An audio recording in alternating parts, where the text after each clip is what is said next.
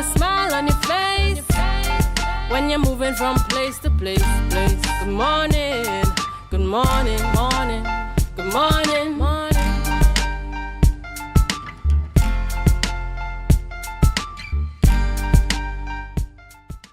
Welcome viewers to Youth Wednesdays on Tobago Updates. Today is Wednesday. It is smack dead in the middle of the week, and I'm here just to bring you that youthful vibe and youthful vigor according to your favorite youth host. He won't be with us this morning again, he's still in the birthday celebrations. I'm not upset with him or anything. I just find, you could have come and see me on your birthday, but it's fine doing.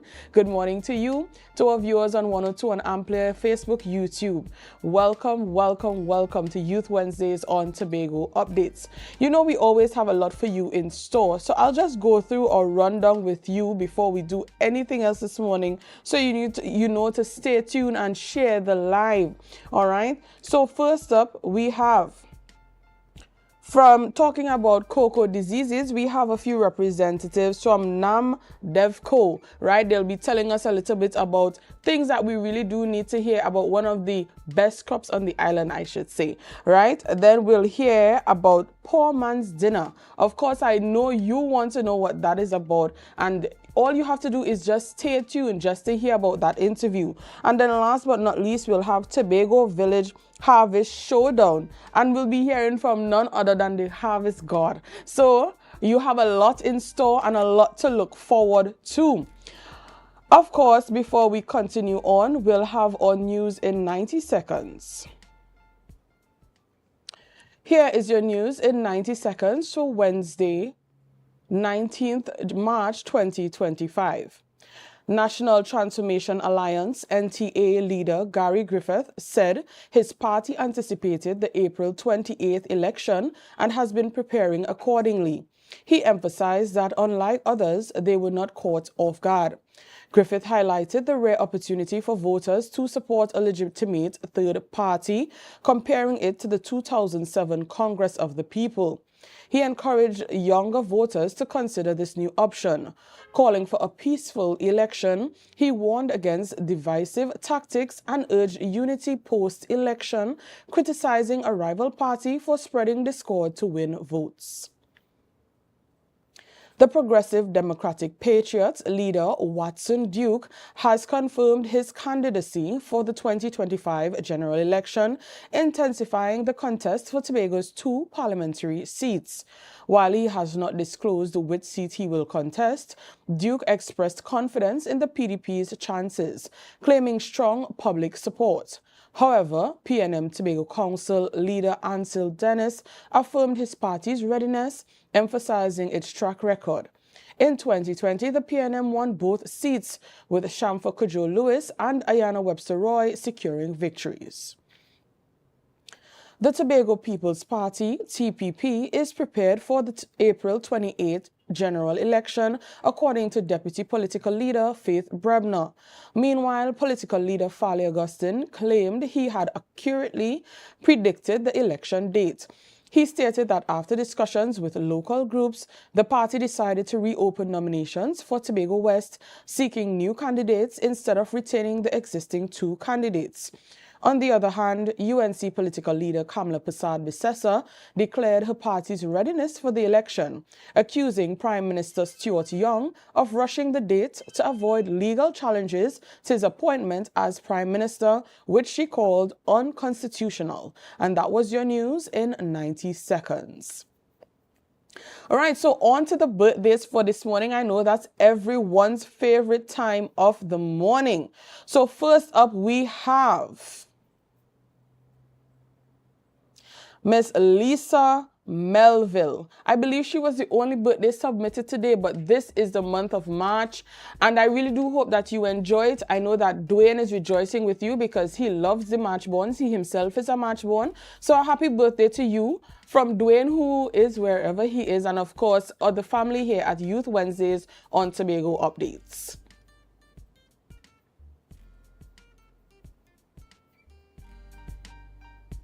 And as I said, that's all for birthdays this morning. So to our viewers who may be celebrating birthdays yesterday, today, this week, this month, I really do wish you a happy birthday and that you enjoy the entirety of it.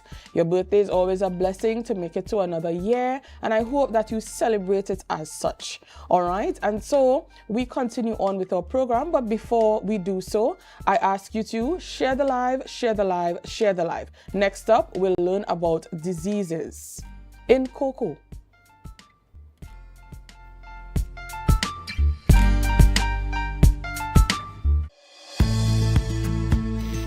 TNTech is pleased to advise that its Roxborough Service Center has reopened.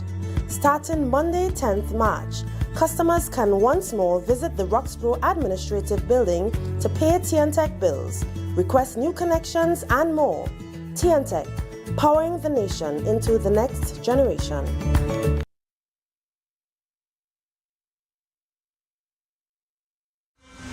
The Tobago Rhythm and Soul Festival. Feel the beat. Embrace the calm. On Easter Weekend 2025, Tobago is the place to be. From April 17th to 20th, the rhythm, the soul of Tobago. On Thursday, April 17th, get ready for a worship experience at the Shore Park Complex with Melodies from Heaven. Melodies from Heaven. Then on Saturday, 19th April, immerse yourself in the sun, sea, and sand at the Buku Seafood and Jazz Festival, featuring legends of R&B. On Sunday, 20th April, we bring the curtains down at Parade Grounds, Dwight York Stadium for Fusion. Get your tickets on islandetickets.com now or visit TobagoFestivalsCommission.com for more info. Tobago Rhythm and Soul Festival 2025. Feel the beat. Embrace the calm.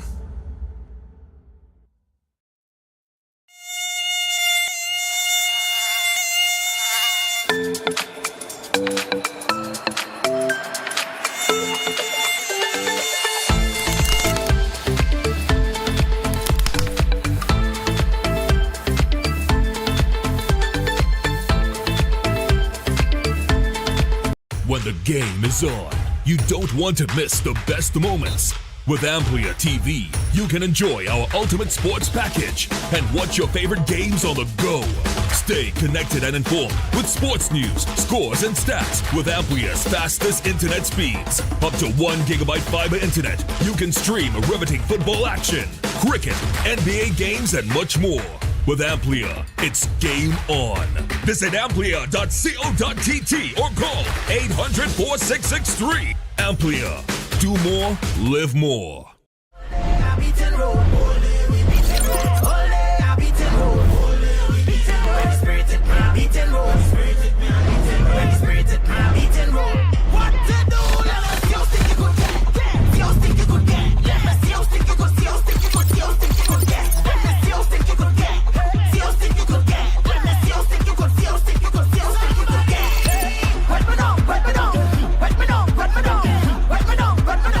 Right now I'm over here.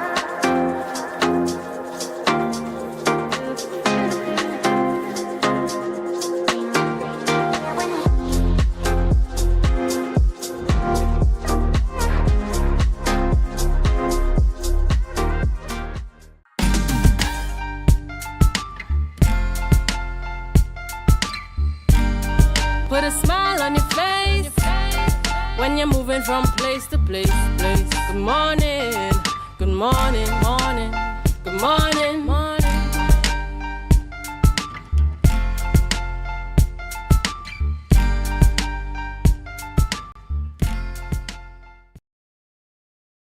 Welcome back, viewers, to Youth Wednesdays on Tobago Updates. And as promised, we are going straight into finding out what those diseases in cocoa is, and then we have a special treat for you at the end, and that is to learn about a new project coming on stream that will benefit a lot of those of you who want to get into agriculture, those of you who are already farmers, and you want to know what to do next. Here is where you find out that this morning. So with us we have Mr. Narendra Sukhdeo. He's the technical officer of NAMDEFCO, and we have Ms. Julia Paris. She is a plant pathologist. She told me to ensure and put the plant in front there. She is the plant pathologist for the Plant Pathologist Research Division, Ministry of Agriculture, Land and Fisheries. Did I get that correct? Yes, you did. Right. Okay. I have to make sure and, say those titles correctly. Don't look for her for bodies. Look for her for plants. Okay. So good morning to you, Mr. Sukhdeo, Ms. Paris. Welcome to Youth Wednesdays on Tobago Updates. So my first question to you, Ms. Paris, of course, because I heard that you are the cocoa expert. All right. So what are some of the diseases that can affect our cocoa crop? So right now, the major diseases, black pod disease and witch's broom disease. Those are the two that we find mostly in Trinidad. We have seen an upsurge, Trinidad and Tobago, mind you. We've seen an upsurge of witch's broom, which, if you all know, you'd have the drying of the vegetative part of the plant, and it's also a black spot on the cocoa pod. So it does affect the economic part. And of course, you have black pod, which is caused by Phytophthora, and it also does affect the economic part of the crop, which is the pod. Okay, so what are the appearances of these diseases? I know you told me about the dryness for the witch's broom. So in terms of black pod, what do I look for? What are the signs I look for on the cocoa crop? So for black pod is actually brown on the pod. We always have a laugh at that, but black pod is actually brown on the pod, and it starts as a small brown lesion on the pod, and it grows. And so when you actually crack the pod is not usable because it penetrates the pod and the beans are not usable. While witch's broom, you have different stages of witch's broom. You have vegetative, so you would see it on the tree. So that's why the reason they call it witch's broom is because it looks like a witch broom. So it actually swells the shoot of the plant and then it dries down into twigs, but that affects the plant from being able to produce more pods. And then they actually have a component where they have cushion brooms so if you know cocoa comes up from a specific part of the tree, and if the witch's broom gets in that specific part of the tree, that cushion is no longer usable. So that is also one of the reasons why witch's broom is so problematic. It has the vegetative, it has the cushion, and it also affects the pods. Okay. What type of environment would foster such a disease to grow on cocoa plants? So we found that high humidity and when farmers are not pruning their trees, so there's a lot of fields that they let them grow very bushy and tall, and if you don't prune the trees with the high humidity, that disease will spread. Now, we are also, I should mention, on the lookout for surveillance for something called frosty pod. So frosty pod is found currently in Venezuela and Jamaica, but we have not seen any incidents of it in Trinidad and Tobago. So we do a lot of awareness, just like witch's broom and black pod. But frosty pod is very specific because it only attacks the pods. There are some instances of black pod affecting the tree, but mainly frosty pod only attacks the pod, and it has a very thick, wide mucilage on the cocoa pod. So, as you said before, we really try to encourage farmers to prune their trees, open up the canopy, and yes, you can spray a couple of fungicides. I think this is good information because I don't know, normally you would go on a hiking trail and you would see sometimes protected areas where cocoa patches are. Yes. Everybody would wonder, why is there such measures being put into place to protect cocoa, not knowing that this is the amount of work that has to be put in to actually maintain cocoa plants, right? Yes, because remember, cocoa tree for the first 3 to 5 years in different varieties, they're not actually producing any pods. The tree is just growing. So for a farmer who's investing, he has to invest for 3 years before he receives any economic potential from the plant. So when people come and steal the pod after all this hard work, you know.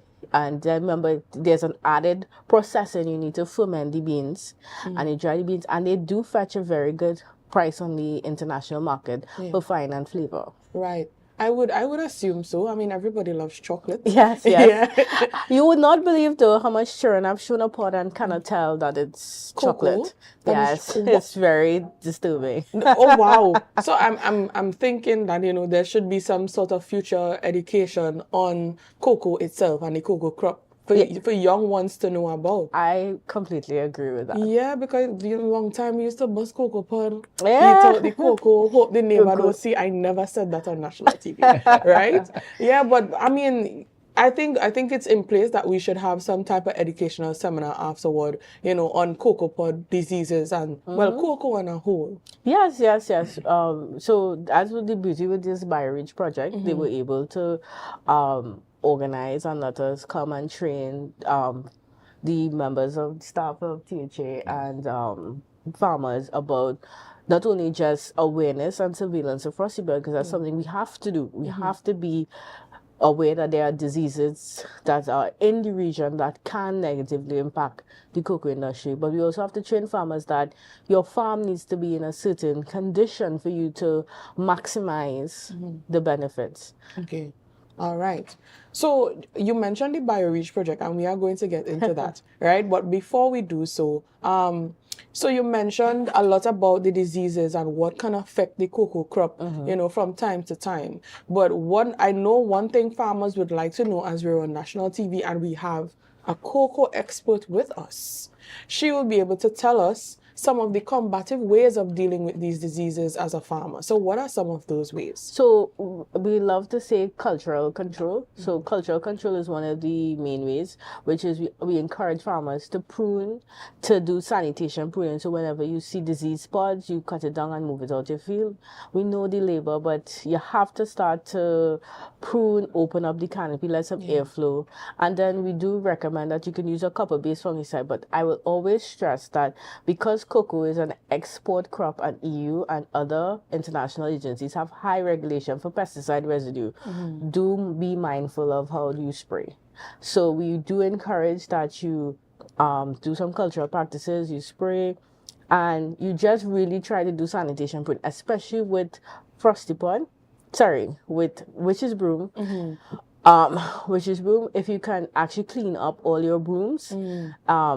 So you must know it. If you're a farmer walking through your estate, you will see these swollen shoots. You can clean up those swollen shoots from your field. Right. Okay, that's a lot on cocoa disease awareness there from our plant pathologist, Miss Julia Paris. Thank you so much, Miss Paris. Now, she did give you a highlight. I mean, I was keeping it a secret until it was time, but she gave away my secret anyway, and that is the BioReach project. Now, this is a new project coming on stream, and of course, we have it firsthand here from the Technical Officer of NAMDEFCO, and that is Mr. Sukdeo. So, Mr. Sukdeo, tell us, what is the BioReach project? Thank you, first of all, for having us on here. No problem. BioReach, as it stands, it's the Biodiversity Conservation and Agroecological Land Restoration Project, right? I mean, it's a lot to say. Yes. But what basically it looks at is trying to improve biodiversity, restore degraded lands, but also assist our rural communities in to improve the sustainability of these communities also. The partners of the project are NAMDEFCO 1 and also EMA. We are the implementing agencies, the operational partners. It's such a funding project, and the Ministry of Planning has the overarching management of it. The project has 4 components: land use planning, regeneration and of degraded lands, creating a green value chain, and also monitoring and evaluation. So Julia was spoken about cocoa. That's just one activity under each of the components. It's a huge number of activities that the operational partners have to implement over a 4-year period. And this cocoa aspect comes under component 2, which NAMDEFCO is responsible for implementing. And we know cocoa is one of our best crops. We can bring in foreign exchange, all of those things. And the idea is to, ensure that there's a cocoa crop down the road for our children and even for the community to enjoy. We must, because they don't even know what a cocoa pod looks like. Right. Yes. I'm still stuck on that fact. So it's not, yeah, exactly. So it's not just that alone, it's ensuring that we do the proper practices in place. And building awareness is one of the components or one of the activities that we must do. And partnering with our agencies like the Ministry of Agriculture, Land and Fisheries, and the THA, Department of Food Security, is one way of doing that to ensure that our technical persons understand what needs to be done. I mean, we don't want frosty pot coming to Trinidad or Tobago. So that's why over the next 3 days, Ms. Paris and our agronomist, Mr. Ramdial, will be here to exchange ideas and thoughts on how to do the survey and how to go out in the field and actually do it, how to handle the samples, to ensure that we conform to international standards also. All right. So I know I'm hearing that this is a very heavy agricultural project, Yes. right? So of course you know that firsthand in agriculture we have our farmers. So what is the need for our farmers in this project? What is the role of the farmer? I'll just say, with all the farmers, we won't be here today. Right. I mean, we have to get food, we have to eat, and we need to ensure our farmers are there for the long haul. And cocoa to take, yes. Well, it's cocoa also, but there are other crops under the project of also. course. So under component 3, which NAMDEFCO is has the main responsibility, it's developing the green value chains along cocoa, avocado, breadfruits, roots and tubers, coconuts, Moruga Hill rice, and pineapples. Those are the commodities that we're developing. And I mean, we need to have farmers on board to develop these commodities in what you call an agroecological manner.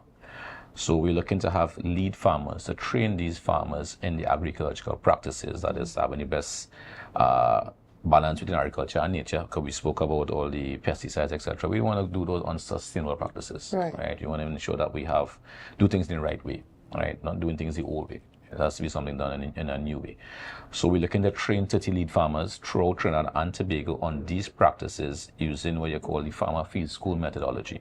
It's farmers learning from farmers, learning from doing, not sitting in a classroom and someone lecturing to you or a technocrat telling you, you have to do this, you have to do that. No, you finding out why you do these things in the field. So we're in the final stages of finishing that project, and what we need now is farmers to come on board. To those more progressive farmers, those farmers who are registered with the Ministry of Agriculture or with the THA. Those farmers, I mean, we're looking for farmers who have land tenureship also, and those who have the behaviors who want to move forward. So we can support them in doing training, and these farmers can now become other models for other farmers to support, because farmers learn best from each other, right? You learn best. It's peer learning basically. So that's the whole gist of this program. And we're also looking at training our technocrats, persons within the ministry, as well as with THA, in how to conduct a farmer field school. Because we have to do something differently. Okay. That's what the project is. And the project is not just another project to tick a box. Yes. It's about sustainability and pushing forward. All right. And as a farmer, being on the other side of this, having a crop, you said tubers and these type of things. So we're looking at farmers with the plantain and the cassava and the Irish potato and this and that. As a farmer, and I am hearing about the BioReach project. How do I become a part of this project? So first of all, you can contact myself. After I'll give my numbers or email. We have also Ms. Sandra Williams, who is the technical advisor for Tobago, that we can also contact. And you come on board, you apply. We come and do a site visit. Yeah. We evaluate the farm just to ensure that you meet the criteria, because it has to be transparent. We bring you on board, and we are doing the training both in Trinidad and Tobago, so you'll be referring over and across the borders to learn, and then you come back over here and you implement your practices. Okay. All right. And should this project be a success? Because I mean, for every project we have to when the project is a success. I like that optimism. When this project is a success, what does the success look like for Tobago, for a farmer? What does the success look all entirely like? A success will be farmers who are productive, they're making some money in their pockets, and they're providing food for the nation. That's the success we're looking at. And also it looks at forestry also, ensuring their forests and there's that right balance between the ecology and the agriculture. All right. Right. So without the ecology, there's no agriculture. We have to have birds and bees. Okay. Right. So that's how it's gonna happen. All right. And I'm seeing somewhat of a partnership here between the Division of Agriculture and, of course. The BioReach project in bringing this entire thing together. Because as you would have mentioned, there are a lot of diseases in cocoa, but there are other farmers who do other crops that may want to benefit from this. So we're seeing that collaboration. And hopefully, when the success comes out, it means a better Tobago, a better yield for our crops, especially for exportation purposes. You know, in a time like this, we really do need those services. All right, so we are heavily dependent on our farmers. All right, so thank you so much, Mr. Sukdeo, Ms. Paris, for being with us here this morning. Again, plant pathologist, right, and the technical advisor, of course, of NAMDEVCO. All right, thank you so much for being with us, for sharing those ideas, for sharing that upcoming project. Only to hear it first on Tobago Updates. Of course, I have to put that in there. Right, so thank you once again. Thank you for having us. Thank you. So viewers, before I go, of course, I have to tell you what exciting thing is coming up next. And I know some of us may have heard of the Poor Man's Dinner. Let's stay tuned, share the live, share the live, share the live so that we learn more about this.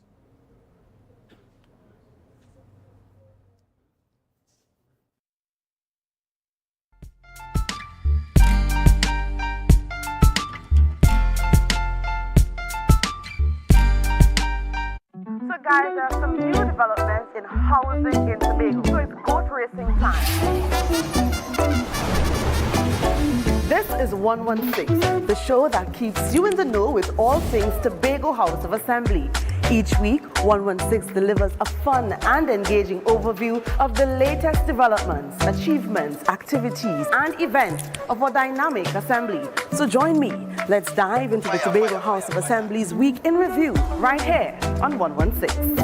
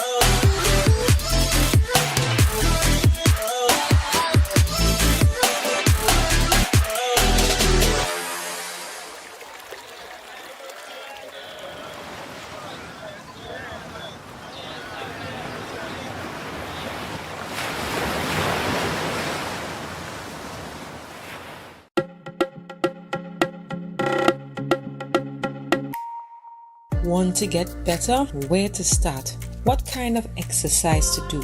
What to eat? How to get restful sleep?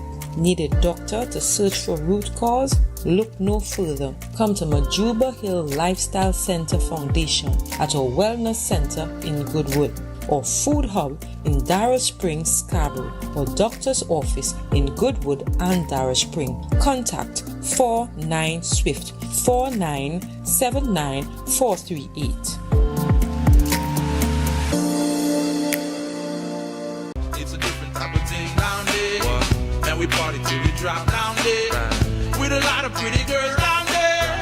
Down in Tobago. TNTech is pleased to advise that its Roxborough Service Center has reopened.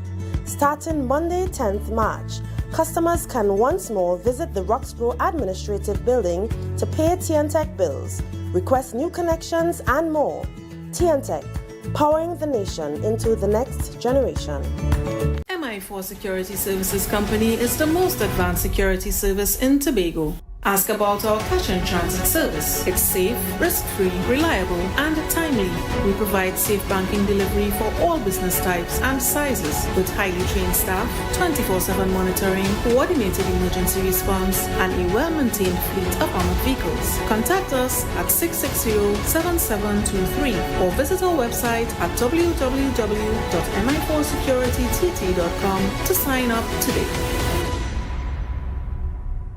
Coconut's Cafe, the buffet restaurant that specializes in all your tasty local dishes. For breakfast and for lunch. Breakfast includes coconut bake and sada roti, served with chokers, bull joil, and sausages in tomato sauce. Not forgetting beef and cheese pies, shepherd's pie, macaroni pie, and rice in various styles. Meat served in a variety of flavors, garden salads, and pasta salads. All this accompanied by fruit juices, coconut water, your choice of a great combination to appease your taste buds. So call us today to order, as we are here to accommodate your busy schedules or if you are having a cooking day off.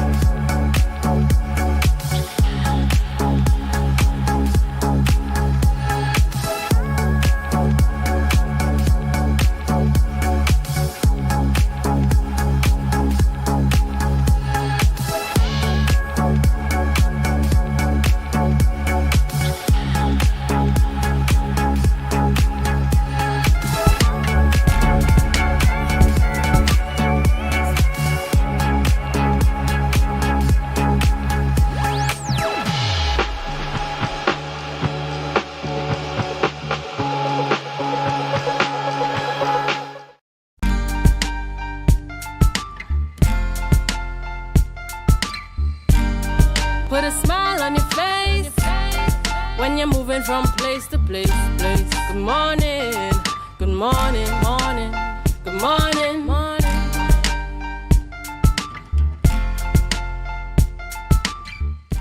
Welcome viewers back to Youth Wednesdays on Tobago Updates. Of course, we start off our segment like we do every day with the photo of the day by Damian Liang. This is a beautiful, picturesque area in Tobago, and of course we'll talk more about it because we have an exciting interview coming up and we want you to focus specifically on that. But thank you so much, Mr. Liang, for sending in this photo of the day, for brightening our screens this morning, for brightening our mood, because I mean, I'm seeing the beach in the background. In the middle of the week, it's nice to see something so calming, you know. So thank you so much, Mr. Liang. And of course, we go into our second interview for the morning. We are joined with no stranger to our screens, Dr. Remy. Good morning to you, Dr. Remy. Hi, good morning. It's a pleasure to be here this morning. It's always a pleasure to have you. And of course, with her this morning is Mrs. Korisha Sinanan. Good morning to you as well. Good morning to you too. All right. Now, I'm very excited to have the both of them on here this morning because they have a lot in store in terms of, I mean, I don't want to put it out there so brazenly, but food. They're here to speak to us about something exciting like food. But let me not put it across like that. Right? It's the poor man's dinner, as we would have mentioned before. So they'll be taking us through who will be hosting, you know, where we can find our tickets, what we can contribute as citizens of Tobago, or citizens of the island of Tobago. All right. So my first question to Dr. Remy, Mrs. Sinanan, my apologies. What is Family Life Tobago? Kuri, you go. Family Life Tobago is an NGO that was founded to address the issue of family life. So we deal with parents, we deal with students, we deal with the community at large in giving education and addressing issues of the day. Right. That affects our families. Okay. So Family Life Tobago has been around for 20 years. 20 years. 20 years. And you all will be celebrating this in the upcoming dinner. Yes. Yes. So what are some of the issues that Family Life Tobago addresses? You said some of the current issues that happen. Yes. Our main thrust right now is in the school. We have the character education in the schools, all the secondary schools, 8 of them, and we address character building. So that's our main thrust right now. We also do at times when you have families who would need counseling or to just discuss family life, we also deal with that. And at large, as much education as we can do, we do. All right. Yes. And in thrusting this forward, as you would have mentioned before, we have also the partnership with the Division of Education. Yes, the Division of Education. We've been in partnership with them for the last 20 years. And we have signed a memorandum of understanding with them. And we do this in the schools because of they have us involved with it, their involvement with it. So we are thankful for that partnership. We've been able to impact the lives of students in our secondary schools. And many of them are now adults over the last 20 years. Right. So we're here to speak about the Poor Man's Dinner. It is the third Dine for a Cause fundraising dinner that you all will be hosting. Yes. So could you tell us a little bit about the theme that you all will be using this year? Why are we using that theme? And a little bit about the dinner itself, what we can expect. So our theme for this year is Trustworthiness Matters. And I told you before, every time I come on this program, something big is happening. I'm coming on the program and we have just heard yesterday that we are going into an election season. Yes. And trustworthiness matters because we need to ensure that we who are trustworthy people are choosing trustworthy persons to put in government or in governance. Yes. It's one of the, I think, a key character pillar. I was listening to the outgoing Prime Minister's statement the other night on television where he talks about character matters. Yes. And we are teaching pillars of character development to students. Trustworthiness is one of them. The other pillars are respect, responsibility, caring, being just and fair, and being good citizens. And the theme we have chosen this year for this fundraising dinner is Trustworthiness Matters. And I think it is so important that it has come at this time because we see how important these character pillars are in building our citizens of our nations to ensure that we have citizens in the future that are persons of character who will be leading us. Yes. And need I say, in order to choose persons of character, you all have to be persons of character yourself. Absolutely. To have that example, to know who we're choosing to govern our island and our country on a whole. Absolutely. Yes. Thank you, Miss Dr. Moore, Dr. Remy, for highlighting that for me. Yeah. All right. So in order to bring that theme across, that theme of trustworthiness, and that it really matters, who are the guest speakers that we can look forward to in this dinner? Well, we are so blessed that on our 20th anniversary, we have been able to get the 17th agreement of Dr. Wayne Frederick, who is the 17th president of Howard University. He's now president emeritus. And Dr. Wayne Frederick is also, he has received the highest honor in Trinidad and Tobago, the Order of the Republic of Trinidad and Tobago. And he has kindly accepted to be a guest speaker for this year. And he will be talking around that theme of trustworthiness. Right. And where should we drive to get to this event? How do we get ready ourselves? Corey, tell now. You can get ready to the beautiful area of Buku. Buku. We are going to host this at Mercy Buku. And it's a beautiful, beautiful conference center. And you just have to come.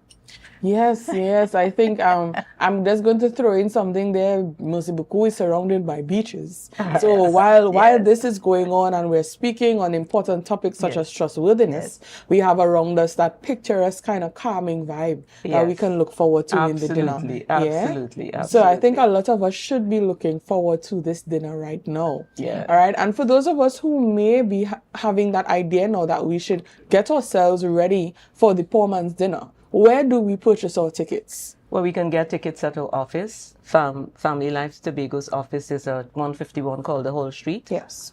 Calder Hall Road. And our office number 635-0839. And you can get tickets from us also, any one of us. My number is 6859033, and Mrs. Sinanan is 7800870. So you can get tickets from us. And I just want to say too, our main artist for this event is Duvon Stewart. Okay. He has accepted we have the privilege and honor of having him being our guest artist. And we also have like a student from Scarborough Secondary School. She was 3rd place this year as the Calypso Junior Calypso Monarch, Nataki Thompson, and many others. So it will be the dinner, and I want Mrs. Sinanan to talk about the dinner. Because remember, it's a poor man's dinner. It's a poor man's dinner. Yes. So, yeah. All right, about the dinner. Now, the focus is, yes, it's a poor man's dinner, emphasizing that you're actually coming to contribute to this effort of training our children to build character, that we would be able to say that coming to Tobago, it's a beautiful place, not because of the scenery, but because of the people who they are. We've had that in the past. Yes. And even now, people talk about coming to Tobago. It's so different. Why? It's not only because of what they see. We can have the most beautiful beaches, the environment, but if we don't have the people with character who can treat with others as they would want to be treated, then we are not really doing Tobago justice with its beauty. So we have to look at a wider scope and see what this means. It really means building our society for success. And we looking around and we're seeing the brokenness. And we are saying, how can we move in another direction? We have to start at some place where we deal with families, where we deal with our young people, in the sense of giving them skills, giving them the craft, how to maneuver their lives in such a way to be successful. It doesn't matter what field you're in, your character matters. Right. And it matters right across the board. We take our policemen from our society. We take our doctors. We take our workers in the community, in the environment, wherever you contribute. You contribute you first. And we have to be able to start putting more into looking at what is impacting our children. Right now, we know we have the competition of the social media and all that is coming down. And our children, they need to be guided and they need to be also given the skills effectively. So my contribution is mainly to parents, adults in our society. I'd like to just talk a little bit on that, if it's okay. Our adults in the society, they are actually the role model for our children. Yes. We talk about school and the teachers and what they're doing. Teachers, when we have our 2 children, we make noise about how hard it is with our children to train them and get them going. Teachers would have 40 in a class from 8 o'clock to, let's say, 2:30. That's many hours. And so they're parenting as well. But if the homes and the adults in the society do not have a vision about building their homes in such a manner, and their children, influence them to be people of character, then the school can only do this much for those hours, which they are making effort to do and to maintain and to influence and to contribute to what you are teaching at home. We also help with reinforcing in the school. So we want to say, long ago, when I was growing up, you had the church, you had the school, and you had families saying the same thing. We had the entire village saying the same thing. Yes. Today, I would like to say something which bothers me a whole lot. When I visit schools or in the classroom, I take a little survey. And you'd find each year, students, you ask, do you go to church? Is there an influence, a spiritual influence in your life? and you'd find less and less students who are, putting up their hands and saying, yes, I go to church. So I would say now about 10% or even less than that of our students will have the experience of having a church life or a spiritual life in the manner in which it will influence them to godliness and to all the pillars that we are talking about, because that is where it's birthed. So you're saying that the appeal for the poor man's dinner is to the employers, the employees, and most of all the parents in our society, teachers, leaders, doctors like Dr. Remy, doctors in medicine, doctors in every sphere that you can find them in. This appeal is to them to bring what character is to the poor man's dinner, to help to contribute to society on a whole, to those in need especially. Yes. And while you come, you'll be having a dinner of soup and bread. All right. And a drink. It will be delicious soup, delicious rolls. Listen, the first 2 poor man dinners that we've had, people have been, some people came expecting really a dinner and dine and stuff like that. And they were a bit disappointed, but at the end of the day, people left satisfied with what they heard. Because usually, Chanel, there's so much negatives going on in terms of the society, so many negative things you were hearing, so many bad things you were hearing about young people. And here you are, a program that has been consistently in schools for 20 years, being funded partially through the THA and cooperation with the THA and an NGO, and impacting the lives of students. And you hear about good things that are happening in the school, not just the fights and stuff like that, but you hear about good things that are happening in the school, and therefore people leave happy. Our patron this year is Dr. Eastland Mackenzie. She was the patron last year also. Our first patron was President Paula May Weeks, and since then it has been Dr. Mackenzie. So we are asking people to come, join with us. All right. Join with them at the poor man's dinner. And this year's theme, I'm going to mention it again, especially in this time, as Dr. Remy would have emphasized, trustworthiness matters. The event will be held at the Mercy Buku Event Center on Miller Street, Buku. And of course, it will be taking place on the day Saturday, 29th March, 2025, starting at the hour, not Tobago time, but the hour of 6:30 p.m. I think you're looking at Mrs. Sinanan, you're looking at Dr. Remy. You can see that these people are on-time people. Please buy your tickets. Please be on time for this special event, the Poor Man's Dinner. Please be seated by 6 p.m. And can I just mention that the tickets can be purchased at our office in Calder Hall Road, just obliquely opposite the Anglican Primary School. There is an orange building. You'd see a sign that says Family Life Tobago. Upstairs, a Candice will be there, and there are tickets there to be bought. All right, so you heard it here first, the Poor Man's Dinner. Please get ready for that. And of course, buy your tickets to be seated at 6 p.m. as Dr. Remy says, to get that information in, to get that entertainment in, to give of your best character to this event. All right, thank you so much once again, Dr. Remy and Mrs. Sinanan, for being with us here on Youth Wednesdays on Tobago Updates. Thank you so much for having us. Yes.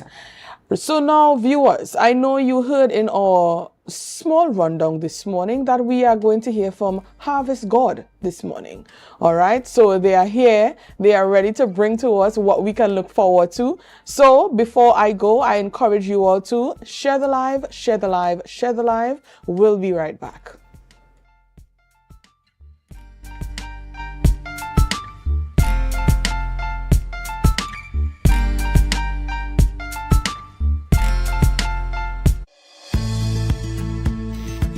TNTech is pleased to advise that its Roxborough Service Center has reopened.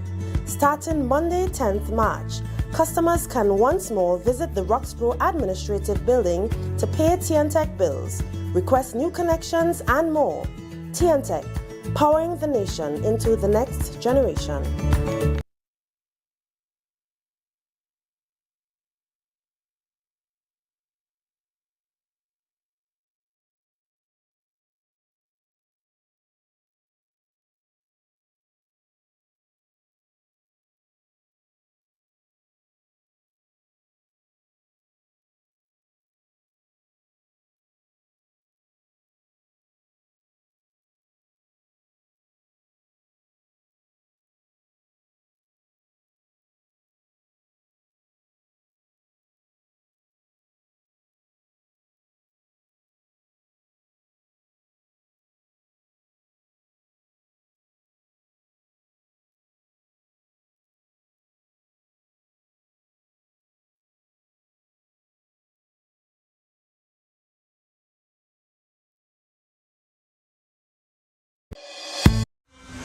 The Tobago Rhythm and Soul Festival. Feel the beat. Embrace the calm.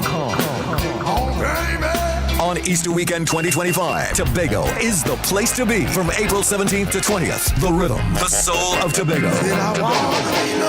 On Thursday, April 17th, get ready for a worship experience at the Shore Park Complex with Melodies from Heaven. Melodies from Heaven. Then on Saturday, 19th April, immerse yourself in the sun, sea, and sand at the Buku Seafood and Jazz Festival, featuring legends of R&B. On Sunday, 20th April, we bring the curtains down at Parade Grounds, Dwight York Stadium for Fusion. Get your tickets on islandetickets.com now or visit TobagoFestivalsCommission.com for more info. Tobago Rhythm and Soul Festival 2025. Feel the beat. Embrace the calm.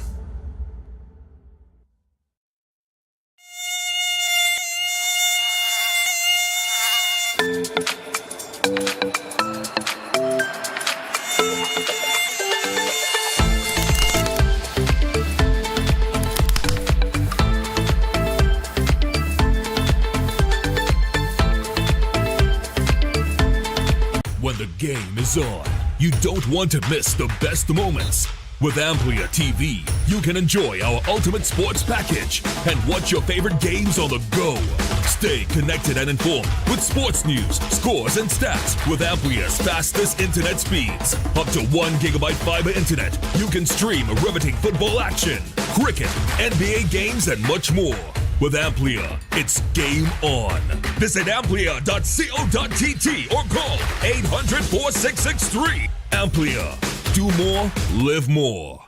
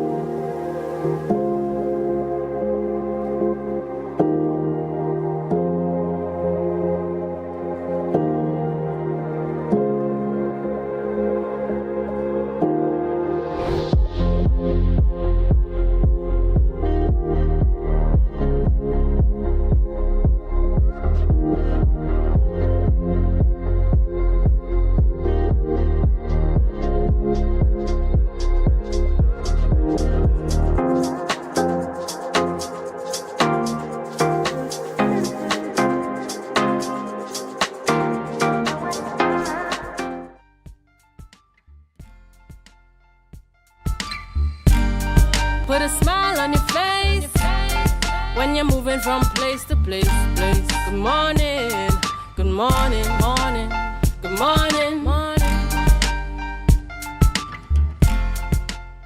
Viewers, we are back here on Youth Wednesdays on Tobago Updates.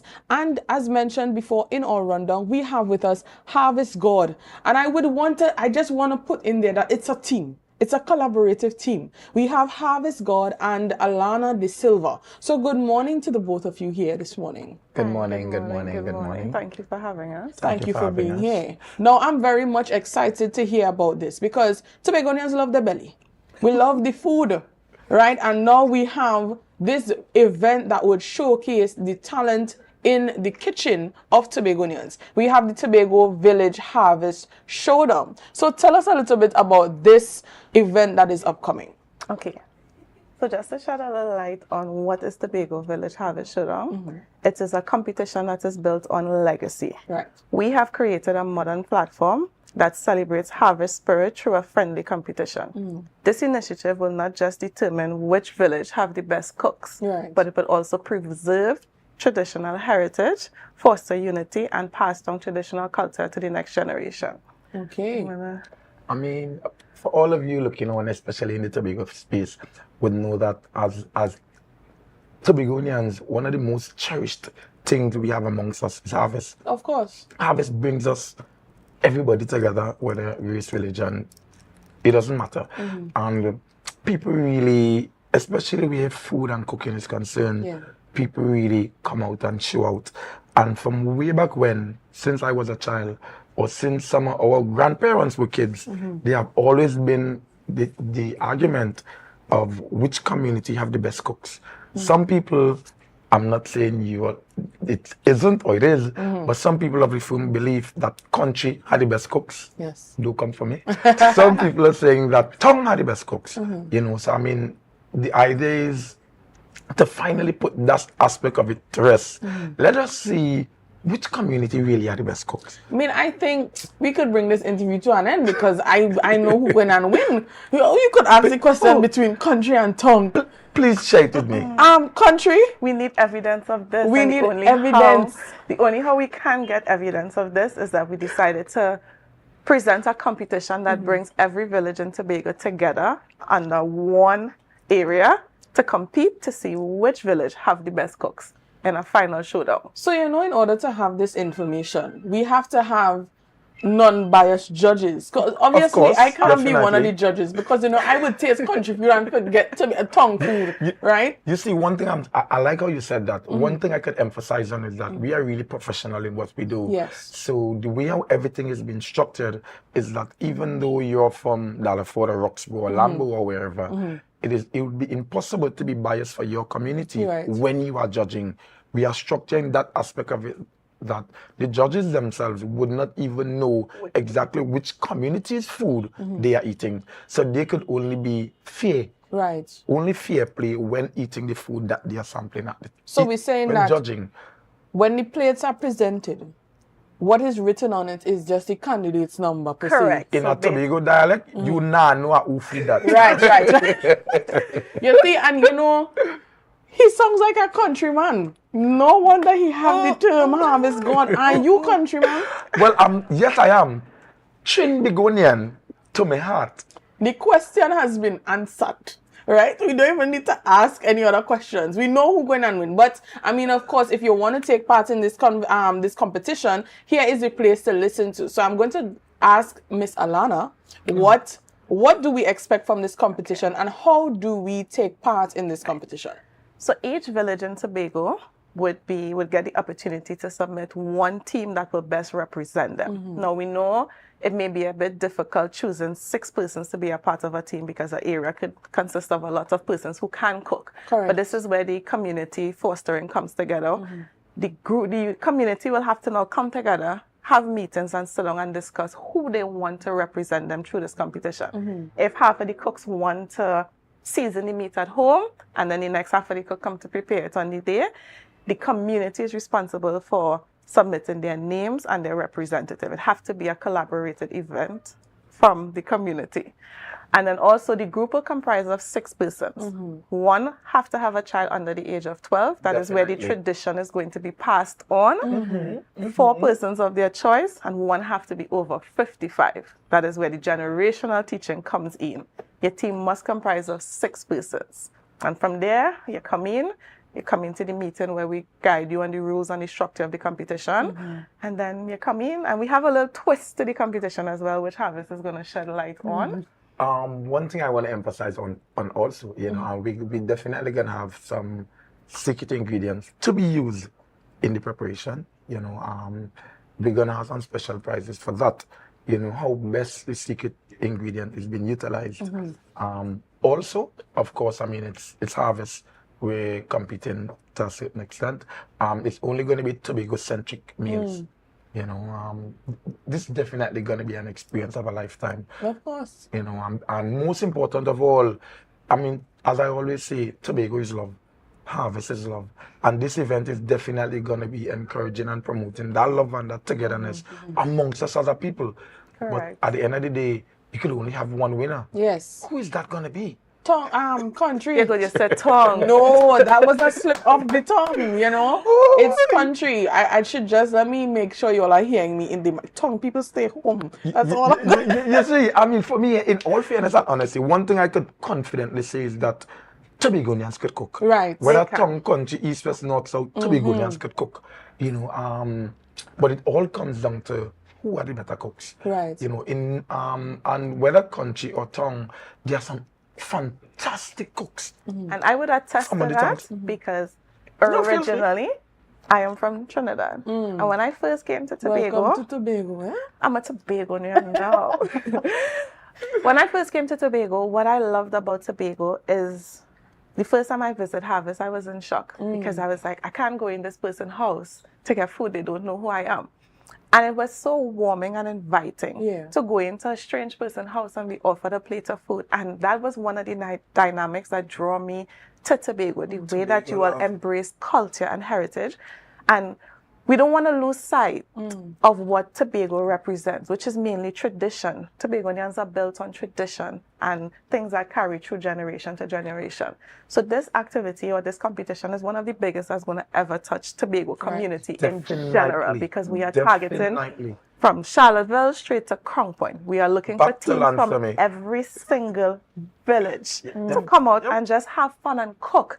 And we want communities to come out and represent their team, and we're going to have prizes for the biggest team. Support. And we're doing a cash prize as well too. We're doing a big cash prize. And we're also trying it out for sponsors who are willing to come and partake in this event, because Harvest has created a platform where he celebrates Tobago through food, putting us on an international platform like never before. So this competition in itself is showcasing one of the greatest traditions of Tobago, and we are going to capitalize on that, and we are going to host one of the biggest events to ever hit Tobago. And you know, we are excited for it. But as an aspiring country cook who would want to take part in this competition, I want to know how to bring my A game. So what criteria should I be prepared to follow so that my dish turns out to be the best for the judges? Because I mean, it's going to be, I'm from country.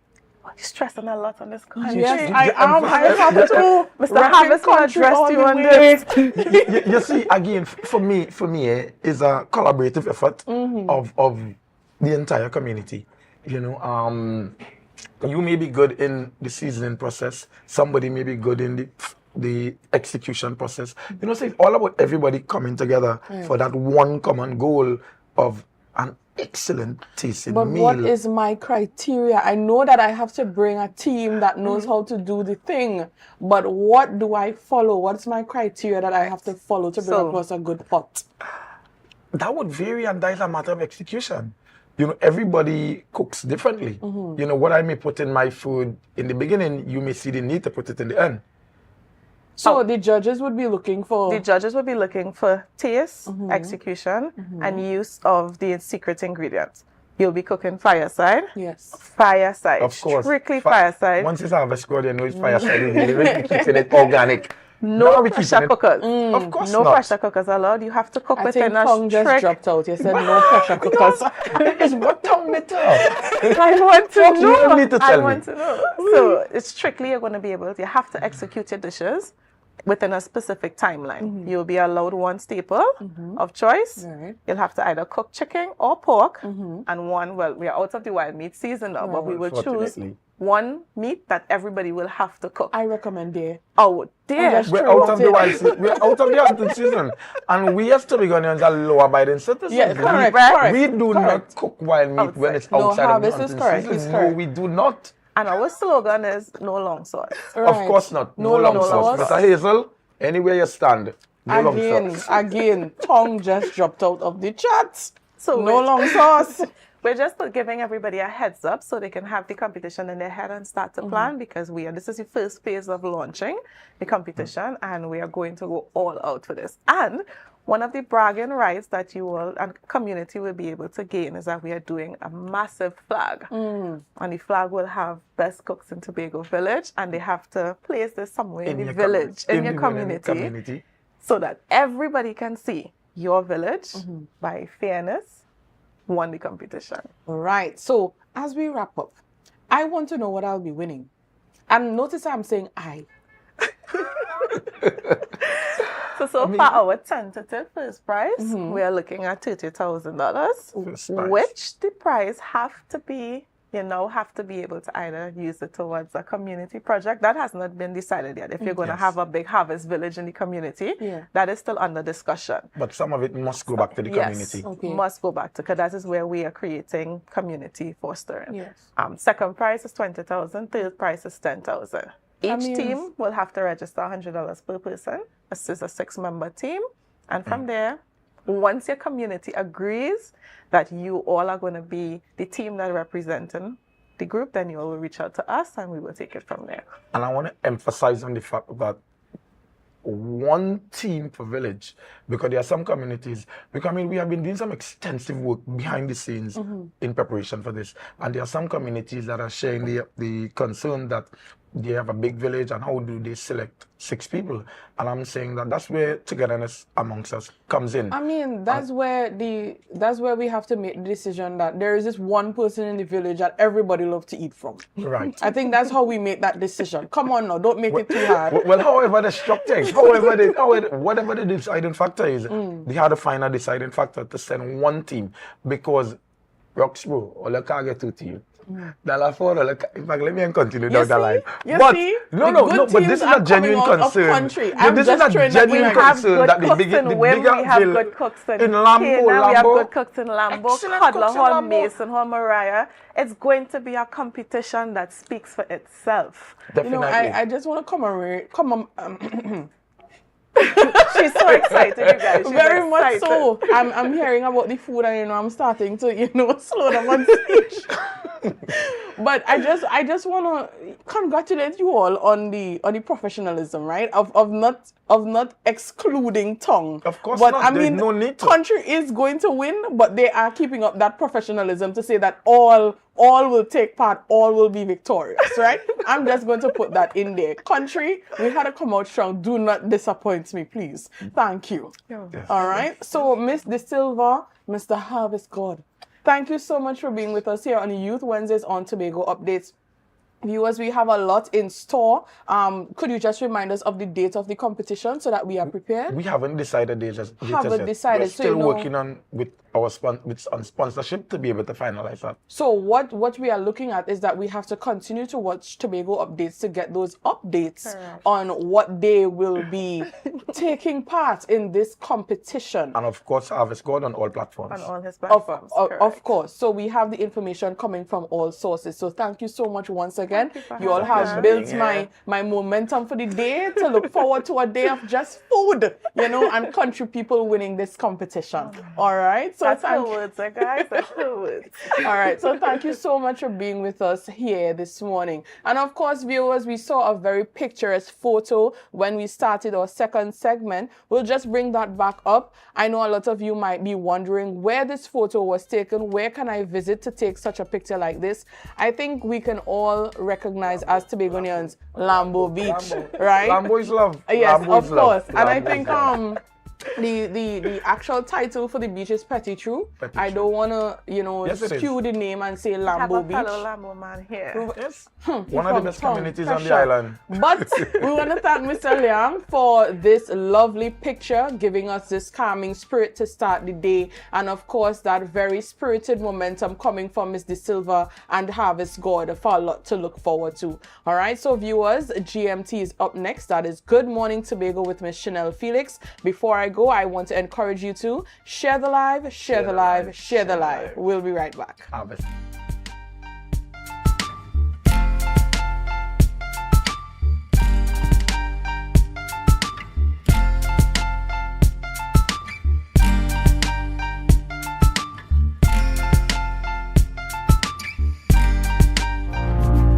You're viewing Tobago Updates Television, your exclusive gateway to Tobago, broadcasting the beauty of this island paradise to the world.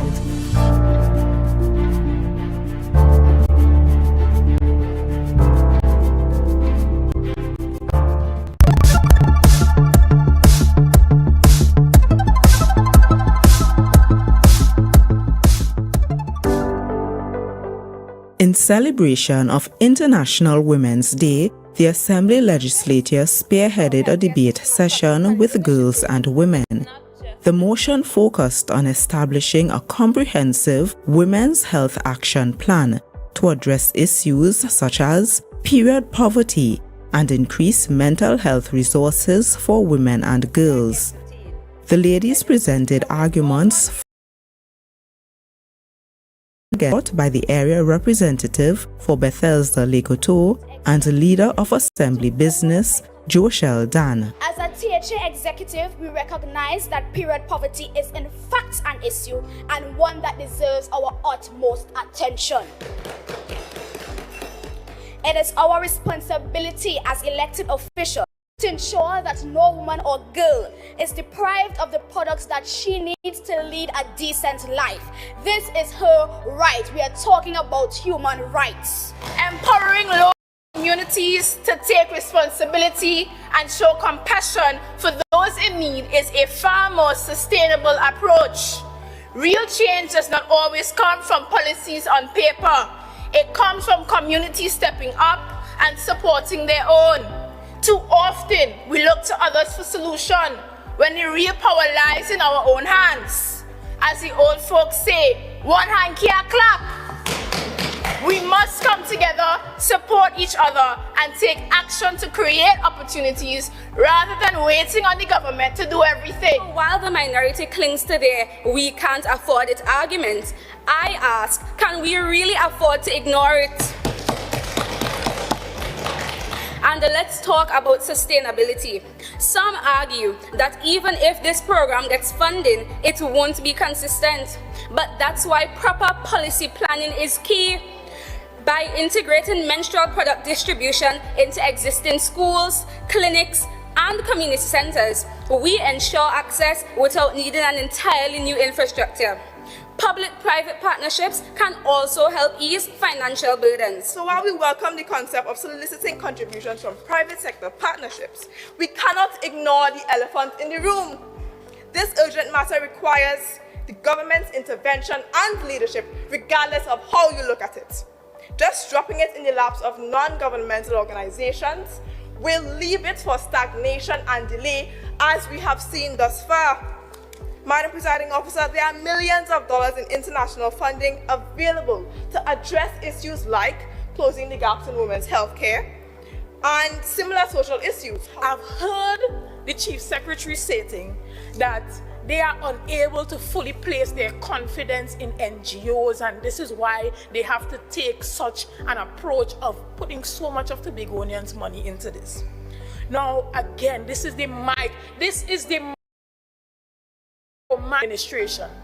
Why not empower these groups to do what it is that they have already started?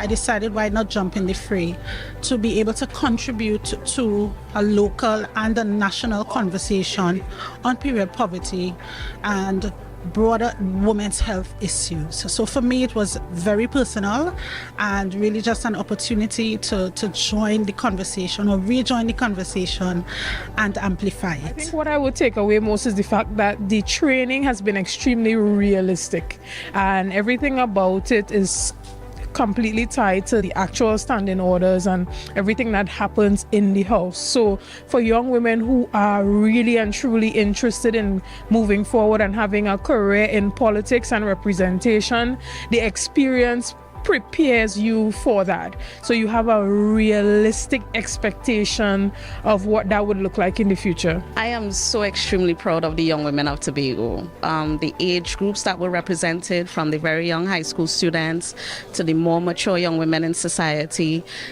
Period poverty is something that is an issue near and dear to our hearts, and I think that this debate was very timely, that each of the presenters articulated their points very clearly, very succinctly. You know, they were very passionate about the issue, presenting the both sides of the argument.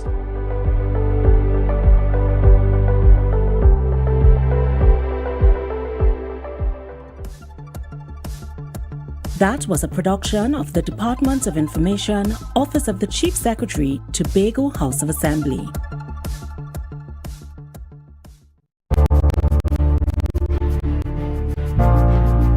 You're viewing Tobago Updates Television, your exclusive gateway to Tobago, broadcasting the beauty of this island paradise to the world.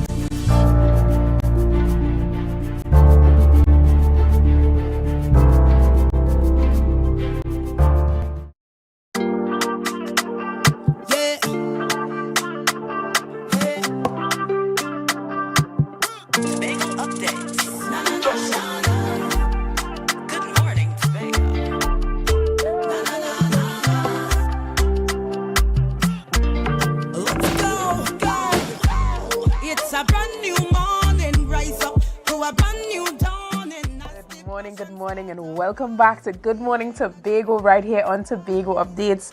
I am your host, Chanel Felix, and you know, whenever you see me sitting here, it's because we're about to have those conversations that you want to have while I ask those questions that you want asked. But before we get into this morning's interesting topics and conversations, let's have our news in 90 seconds.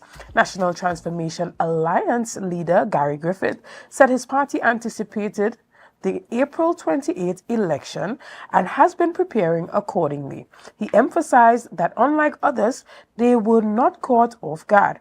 Griffith highlighted the rare opportunity for voters to support a legitimate third party, comparing it to the 2007 Congress of the People. He encouraged the younger voters to consider this new option. Calling for a peaceful election, he warned against divisive tactics and urged unity post-election, criticizing a rival party for spreading discord to win votes. Additionally, the Progressive Democratic Patriots leader Watson Duke has confirmed his candidacy for the 2025 general election, intensifying the contest for Tobago's 2 parliamentary seats. While he has not disclosed which seat he will be contesting, Duke expressed confidence in the PDP's chances, claiming strong public support. However, PNM Tobago Council leader Ansel Dennis affirmed his party's readiness, emphasizing its track record. In 2020, the PNM won both seats with Shamfika Joe Lewis and Ayanna Webster Roy securing victories. And finally, the Tobago People's Party is preparing for the April 28 general election. According to the deputy political leader, Faith Brebner, meanwhile, political leader Farley Augustine claimed he had accurately predicted the election date. He stated that after discussions with local groups, the party decided to reopen nominations for Tobago West, seeking new candidates instead of retaining the existing 2 candidates. On the other hand, UNC political leader Kamala Persad-Bissessar declared her party's readiness for the election, accusing Prime Minister Stuart Young of rushing the date to avoid legal challenges to his appointment as Prime Minister, which she called unconstitutional. And that was our news in 90 seconds. Now, as you know, yesterday we heard the bell officially ringing. Now, right now we are in the thick of it. We are already in that election season. And now we were in a period where persons were anticipating, wondering, feeling, and knowing that an election is upon us. But yesterday it was official. Well, it's now official. And this morning I have the privilege of sitting in studio with a man that has confirmed that he would be running in this upcoming general election and that his party is ready, able, and available to win this general election. Good morning, Mr. Duke. This morning I'm chatting with the leader of the Progressive Democratic Patriots, leader Watson Duke, the Honorable Prime Minister in waiting, as you said during before we came on. This morning, as I said before, we were anticipating. Persons were speculating. We just knew that the bell was going to ring. But no one knew the exact date. Were you similar to your colleague, Farley Augustine, who kind of anticipated that it would have been in April? Well, I will want to dislodge myself from that question, since it put me in the same boat with Mr. Farley Augustine. All right? But I can say that in my sojournings on the platform out there, canvassing, etc., I would have mentioned to several persons that we expect elections to be in April. And the reason for that was based on the fact that Dr. Rowley spent 45 years in public service. He's asking for an early retirement and to bestow the powers of Prime Minister upon Mr. Stuart Young. A rational thinker would understand that if he wants to resign from the position of Prime Minister, it is not to take a book bag and sit down on a backbench and play voter. He's more than a voter. And so he would simply want to not be in the parliament. Therefore, once he resigns, he would naturally want to remove himself from those parliamentary commitments as far as possible. So therefore, it would have been better for the election to be called. That's one of the reasons. The other reasons, so it was more or less a calculation, or what I say, a calculation that I would have had. For the reasons why the others would have given theirs, I can't say. People love to say, I know, I figured it out before, to look smart. But really, are they that smart? Right. Persons are speculating that you would be running for the Tobago East seat because you are from Roxborough. You're currently Assemblyman for Roxborough Argyle. Can you give any information as it pertains to that, or are you waiting for the official release of candidates to make such announcements? Well, there's no speculation. There's no shade of grey on that area. The people within the PDP party and the villagers of Roxborough, etc., they have requested that I run for Tobago East, and I have consented. So I am going to run, so help me God, for the Tobago East seat. Our candidate for Tobago West will be presented on Monday, yes, Monday, 10 a.m. at my office. We're going to present that candidate for Tobago West on Monday. We were waiting elections to be announced, so we then announce our candidate for the West. Right. And as it pertains to the type of characteristics that are needed for the persons that would be representing Tobago at the parliamentary level, what do you think are those characteristics that are needed to have that accurate representation? They must be a man of the people, of the people, by the people, and for the people. Those are our characteristics. Of the people mean they must live among Tobagonians, understand our culture, on the way we socially engage each other. Because, you know, we have a different way of engaging each other, and we understand when we say certain things. And the person I'm choosing, that person is a fighter, a public fighter. That person is a no-nonsense person. And I would say that we'll be going to Trinidad as the finest fighters Tobago could have possibly engaged since the time of Robinson Murray era. We are on different stratas, so it means that we become all-inclusive. What I miss, he will capture. What he miss, I will capture. So it's really a nice duo, a nice tag team, and we expect a clean sweep, so to speak. Not being cocky about it, but we expect that to resonate with the Tobagoness inside all of us as Tobagonians. The only candidate that has been announced for the West so far has been Shamfika Joe Lewis from the PNM. Yeah. And persons are saying that it's difficult to bring someone in now and try to run a campaign to appeal to the people, as opposed to a candidate that is already known, that already has her feet on the ground within the district or within the areas. Do you think that it was strategic on the PNM's part to not give its opponents the amount of time needed to make any inroads as it pertains to campaigning for this election? It's very strategic, of course. Very, very strategic. And for you, are you seeing her as being one of those opponents that you would have to work hard to defeat? No, I have respect for both Shamfa and Ayana. They're good candidates. But like all things, their seasons have passed. And we are beyond that now. We are looking for fighters to go to Trinidad, not persons who will just contribute a vote to anything.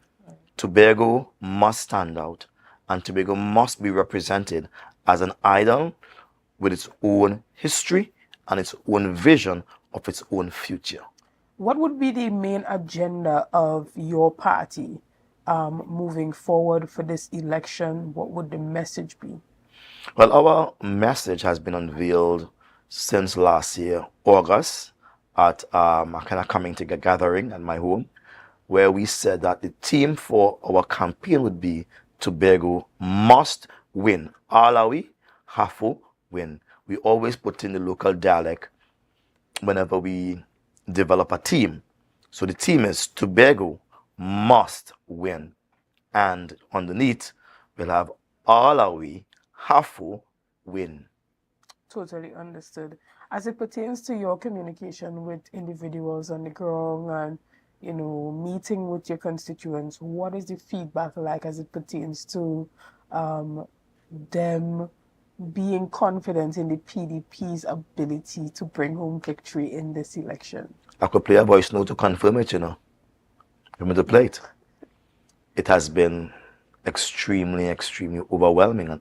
I mean, people are so glad to hear that I'm actually engaged in fighting for a seat, Tobago East, or contesting a seat, I should say.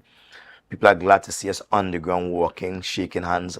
People are so glad that I have not given up. And I want to say, but the graces of God, you know, we have not given up, and we have not given up on the dream, that is, that Tobagonians could actually be the architects of their own destiny. We don't want anyone to draft up anything in Trinidad and say, look, that's good for you.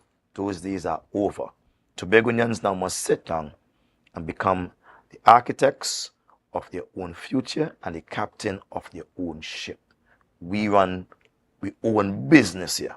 Right. And before I would have said that the only candidate for the West that has been announced is Shampa Kaju, but I stand to be corrected. Aretha Clark from the Patriotic Front.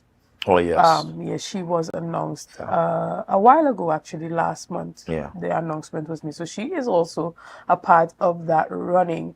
Now, in the news that we had earlier, News in 90 Seconds, we heard from Gary Griffith, and he said that they are the best third-party alternative. Do you think that the smaller parties stand a chance in this general election, especially seeing that the time is so short? Well, they do stand a chance. I mean, to let their mandate or the manifesto be known. But winning the support of people is more than having a party. It's more than having money or having flair or pretty glib speeches. It's about people believing in you, right? And the people always know what they are looking for in candidates. Tobago knows what they are looking for in their candidate. Trinidad Lavantil knows what they are looking for in their candidates. You have to understand, geographically, people's needs will be different. And the party knows what candidate it wants to present. For me, I want to present fighters going to Trinidad, persons who are public defenders, who will fight come what may. Because the task ahead of Tobago involves a lot of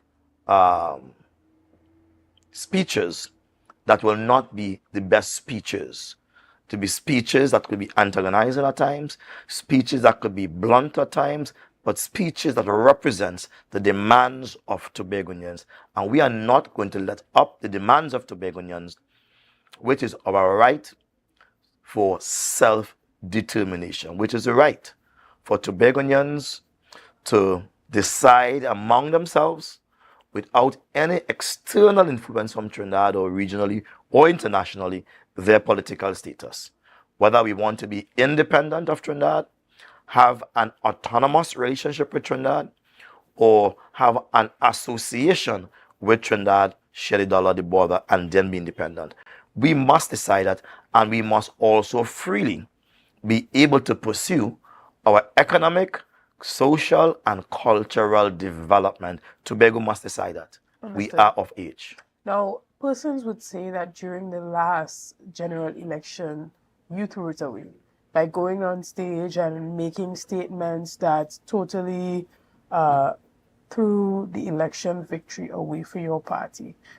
How do you learn from that experience moving forward and make the necessary adjustments to ensure that those type of sensitive things don't happen right before an election? Let me say this to you. That is a hoax and a joke. Nothing I said would have threw away elections. People want to pin things on people, and in the name of Jesus, I rebuke that. I just want to rebuke that in the name of Jesus and send it back to the sender wheresoever it come from. All right? The election was lost simply because I was not popular enough with the voters. Good? Remember, I operated from Trinidad. I will come across and campaign, etc. And some of my colleagues who should have been working the fields and getting the names did not work the field, did not get the names. That person who only came out to speak and speak for long hours, but they will not walk the field and get the names and do the groundwork. Elections is about more than speeches. It's about a lot of groundwork, sleepless nights, pursuing and persuading people why to vote for your team. That was not done. But now we are doing the work, and we expect the victory to be a renowned victory. Right. And we see a Facebook commenter here saying, Mr. Duke, we already know the inside information is that Mr. Douglas is running in the West with you. So all this hullabaloo and secret is not called for. Can you confirm or deny this? Facebook commenters can say whatever they want to say. I will not confirm, nor will I deny. But I said what I said, which is Monday, we are going to officially release that person and the name to the public. What would be the main social issues that your administration would go to Trinidad to fight for? Self-determination is high on the agenda. That is a priority, and there can be no partnering with any team in Trinidad unless that self-determination is written into the law books of Trinidad and Tobago within the first 6 months. It's a must. It's a must. Right. It's a deal breaker. We must have the right to determine our political status and to freely pursue our economic, social, and cultural development. Tobagonians need to decide for themselves. Don't come and tell us. Allow us to discuss. Right. And when you were given that portfolio as Deputy Chief Secretary, one of the mandates that you had was to set up the Tobago People's House in Trinidad and push that mandate for Tobago self-determination. But not much was done. Can you explain to Tobago and the wider viewing public what really happened there that caused you not to be able to fulfill that mandate when you had the opportunity to, the resources to, the division to, and now you're saying this would be my mandate if we win this election? Well, you're painting that picture rather beautifully, but in reality, it's not that beautiful a picture to paint. What would have happened, I was appointed as the Deputy Chief Secretary, but I was not given any portfolio. That's the reality. They will say, you're responsible for this, that, and the next. But there was no portfolio I was given.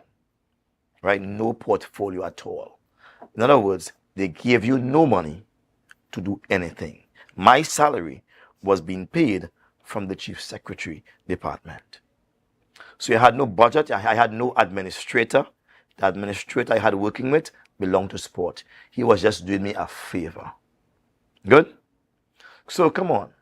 Let's be real about this. It's a hoax. Everything was make-believe. This is why the Chief Secretary could have said after 9 months, I'm going to review your portfolio. And I'm going to remove it or remove some. That's what he's talking about. So for him, it was an easy thing. And you see what happened as soon as I left? He took all the position away from the Deputy Chief Secretary, and he said, I will handle that. These are make-believe stuff. People create things to give an impression because knowing that the public, once they hear that, will believe it and not look for the evidence of such. So when you look for the evidence, there was no position for a Deputy Chief Secretary. There is a Deputy Chief Secretary now. Is that person looking after anything that belongs to the Deputy Chief Secretary? No. The Chief Secretary claimed to take those positions onto himself. Is he pursuing any of those things? No. There is no such thing at all. It's all a fake, all another lie told by the king of lies. Understood. Well, we're going to take a quick break right here and we'll come back with much more on this discussion right after this. So see you soon, guys.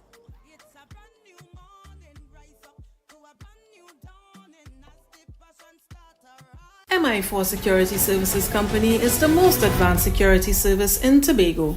Ask about our cash and transit service. It's safe, risk-free, reliable, and timely. We provide safe banking delivery for all business types and sizes with highly trained staff, 24/7 monitoring, coordinated emergency response, and a well-maintained fleet of armored vehicles. Contact us at 660-7723 or visit our website at www.mi4securitytt.com to sign up today.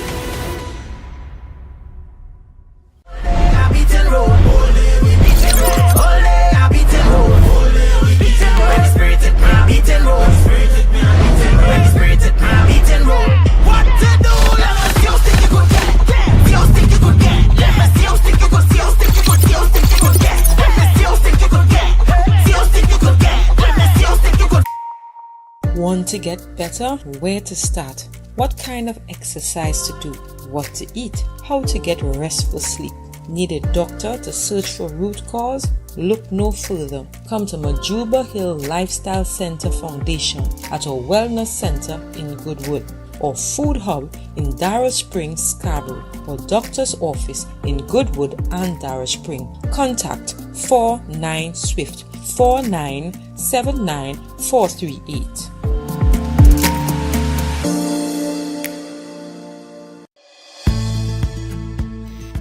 TNTech is pleased to advise that its Roxborough Service Center has reopened.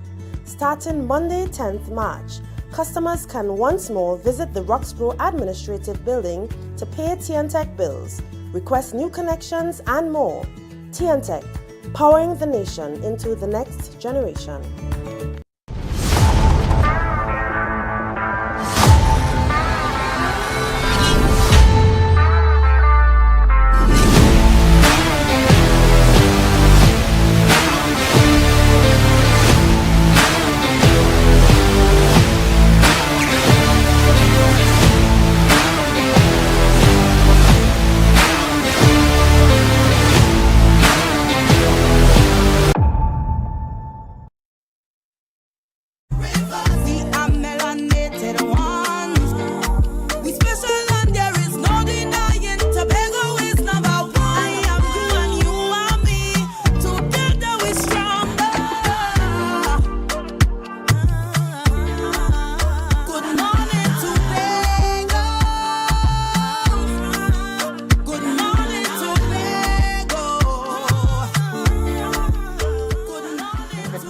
Welcome back to Good Morning Tobago right here on Tobago Updates, guys. We have been chatting with the leader of the Progressive Democratic Patriots, Watson Duke, who has announced that he would be running in the upcoming general election that has been announced for April 28th.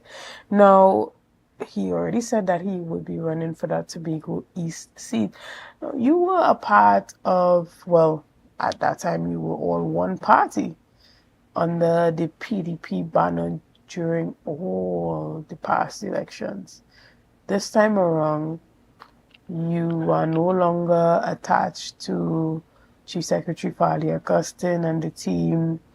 Do you think that the PDP is capable of winning an election without them, and do you think that they are capable of winning an election without you? Well, I will not speak about their capabilities. The public will determine that. But our capabilities are as good as any and better than many. And I am beyond confident. I know. I'm not being cocky or boastful, but I know for a fact that the PDP would win the Tobago East and the Tobago West seat, because I am Tobago. I am a Tobagonian. I know what they are looking for. Remember, we set the program. We write it. We code it. A revolution has taken place in the minds of Tobagonians. You can't trick them with money and food or a job. No, 10 on 10 off can't work.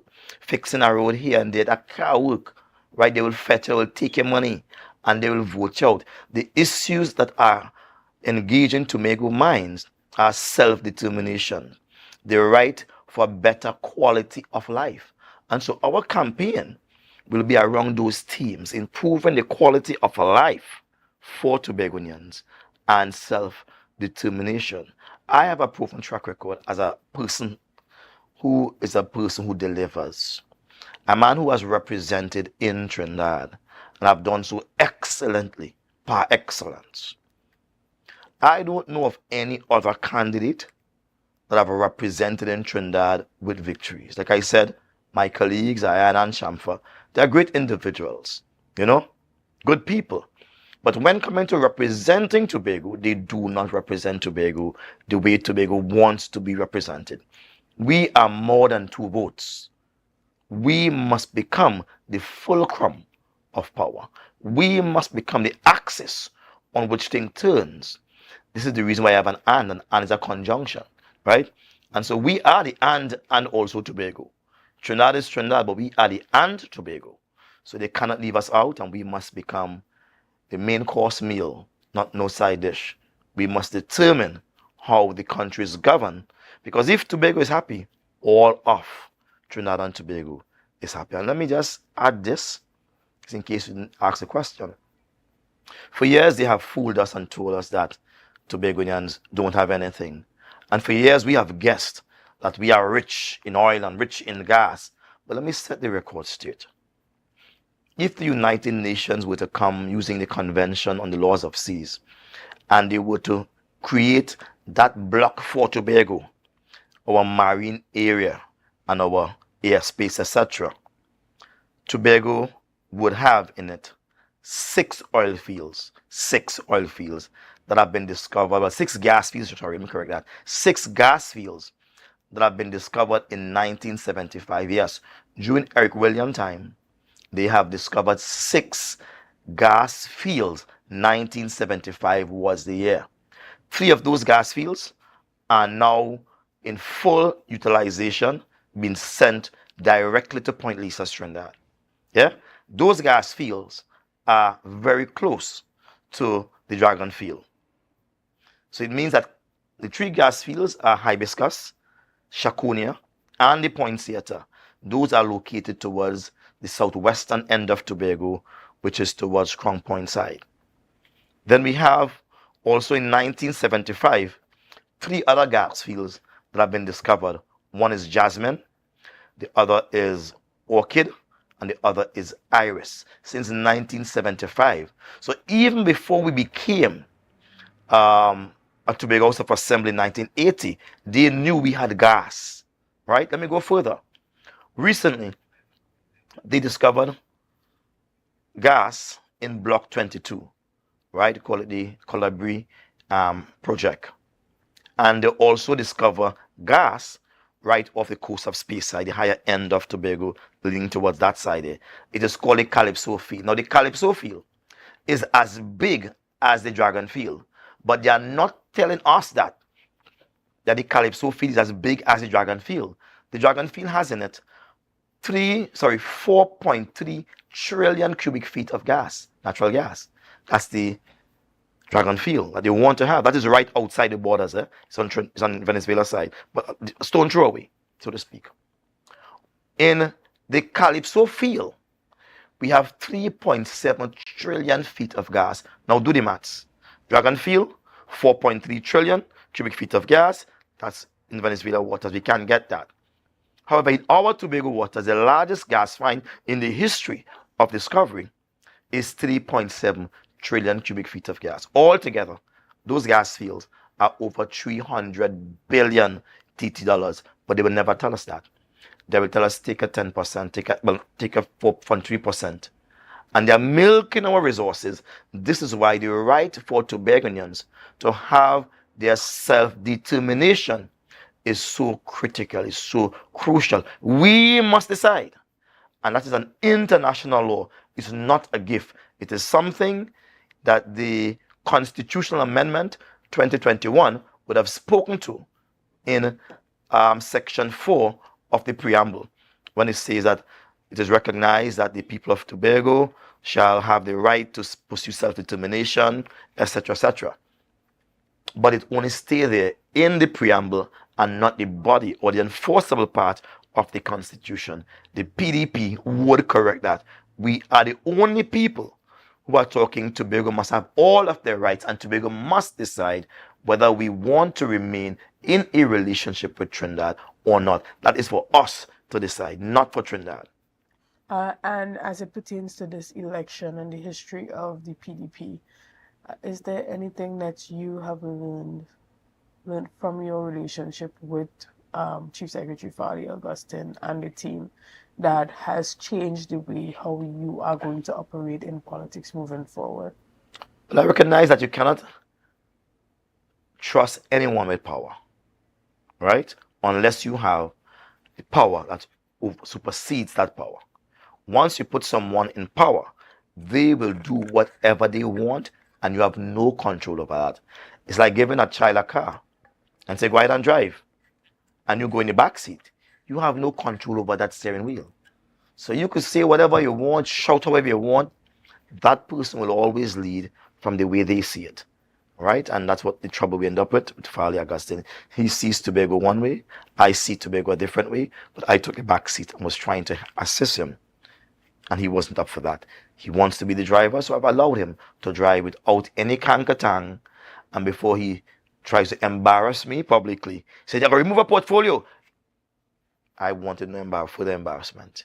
Clearly, the team was saying that they're better without Watson Duke. And I gracefully bowed out without they pushing me out. They showed me the door. I gracefully stepped out. We have seen what they're capable of and what they are not capable of. And it is up for Tobago to judge them and to ask themselves whether or not they are capable of representing us in Trinidad. You know, they say, dance a yard before you dance abroad, right? Don't go in the open and try to dance if you never learn to dance at home. You will embarrass yourself and embarrass your family. Which of those persons can have the quality conversation at the academic level, at the parliamentary level, to say, defend Tobago? Which of them? And there are the persons who believe that yourself and Chief Secretary Fali Augustine was the perfect mix, the perfect team, the perfect blend of advocacy and strength and composure on one end. And there are the persons who also believe that now that that split has happened, moving forward to an election, you are just handing it over to the PNM by now splitting that vote. There is no split vote here. I don't like that question. Sometimes people ask me that question, I cringe, because there is no split vote here. Fali has no votes whatsoever. People voted for the party, and the party was led by a leader who represented the party. That's how party operates. When Dr. Christopher Rowley led the PNM, he represented the PNM. He embodied the PNM. When Martin Luther led the civil rights movement, he embodied that struggle. He was the struggle. When Mandela led the struggle in South Africa against apartheid, Nelson Mandela, he embodied that struggle. And so when Duke led the PDP, I embodied that struggle. They were simply my co-workers, my colleagues. Nothing is wrong with that. A team is more than one man. But there's no splitting of votes there. The plans, the projections were all derived from the political leader. My view has never changed. I've always been consistent with that one view. Fali's view, Fali's ideas can now be seen. He's there for almost 4 years. What has he done? He hasn't even made a flashlight. What has Tobago benefited? $10 billion, billion, billion dollars have been spent, and we have nothing of significance. I've been to my area, which is Ludo, recently, and there was a Trinidad contractor putting up lights. Do we have no electricians here? Come on, every little thing being done in Tobago is a Trinidadian doing it, and the money is being taken from Tobago and sent to Trinidad. So I have to give names up there, and the names I'm giving up there is to the scab labor. You know what I'm saying? Heistwood, dig hole. That's what they have in us, 10 on, 10 off. He has reduced Tobago to a laughing stock. How can we work together when his views and my views are diametrically opposed? No one can say that we can be a good team. I thought for that, I long for that, I hope for that. But like I said, when you give a man a power, he shows you what he's seeing and how he's going to pursue things. Everybody can judge Mr. Augustine for who he is. He has not lived a secret life. He's a public figure.